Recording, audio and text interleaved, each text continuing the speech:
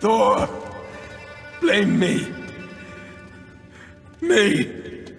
For what you did to Magni. My own father called me a coward.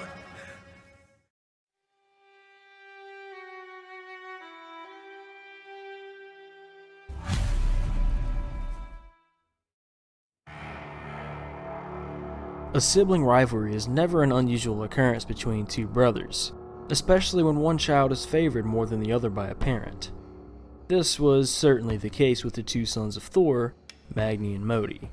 The exact moment in time that Thor began favoring Magni over Modi can be traced back to a single night within the Great Hall of Asgard. As the drunken stone giant Hrungnir had fallen for a trick played by Odin for the sake of entertainment, Thor arrived in the hall, took one look at the giant, and then threw his legendary hammer Mjolnir at the giant with such force that his stone head exploded into pieces. And one of these pieces became embedded in Thor's head. The stone corpse of the giant would then fall on top of an injured Thor. None of the other gods within the hall could muster up the strength to free the trapped Thor, himself included. That is, until Magni and Modi tried their hand at it. The two were still only children, their height compared to that of a shrub's. But when nobody was watching, save for Mimir, the two boys effortlessly removed the body of the stone giant from atop their father. When the attention of the Aesir was directed back at Thor's situation, the first thing to be noticed was the blonde-headed Magni, and so he was given all of the credit, while Modi didn't even get so much as a glance.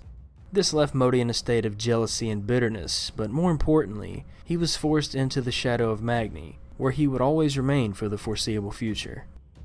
Magni and Modi would both grow up to be massive and muscular like their father, while also sharing his cruelty and penchant for killing, though Modi was much more rude and impulsive than Magni. Neither of the two would end up being very intelligent, but who needs brains when you're both warriors with chips on their shoulders in the form of desperately trying to impress your father? Of course, Magni would end up the unanimous favorite, while Modi would hardly be treated like he was the son of Thor and even began to loathe his father and brother to an extent, and became insecure about his desire to finally win Thor's favor and ultimately the inheritance of Mjolnir. Despite any hard feelings, Modi would always remain loyal to his father and brother. The two brothers would do what siblings usually do and frequently argue with one another, but when it came down to business, they were inseparable. The siblings proved to be quite the duo in battle. Magni and Modi were two sides of the same coin and complemented each other to the point of being a nearly indestructible unit. While they both possessed the same talents such as superhuman strength and their father's ability to manifest electricity and lightning bolts, Magni was more proficient in the former, with Modi being more skilled in the latter. Both are masterfully skilled with their weapons of choice and are able to use their electrokinesis to send powerful shocks through them. Their one flaw as a team, though, and as individual warriors, is Magni's own arrogance and preference to fight more challenging opponents, and Modi's preference to fight an opponent who was weaker than him in order to guarantee survival, ultimately proving himself to be quite the coward. But long before the brothers' true test in battle, the two participated in the Aesir-Vanir War, and killed the Vanir goddess Nerthur, among many others no doubt.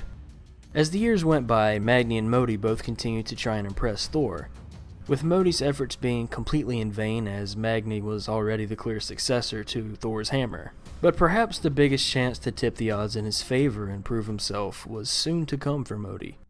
After Baldur's failed attempt to kill the supposed last guardian of the Jotnar, Odin ordered Magni and Modi to assist their uncle to prevent any further failures. This led the three to the highest summit in Midgard, where the god of knowledge Mimir was held captive by Odin.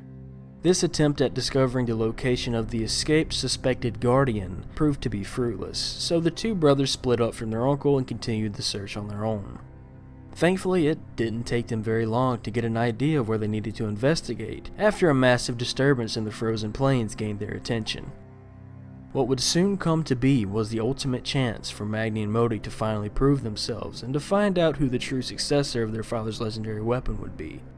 And especially for Modi, perhaps the lifetime of living in the darkness cast by Magni's shadow was finally about to end. And maybe, just maybe, he would get the credit and respect that he always deserved.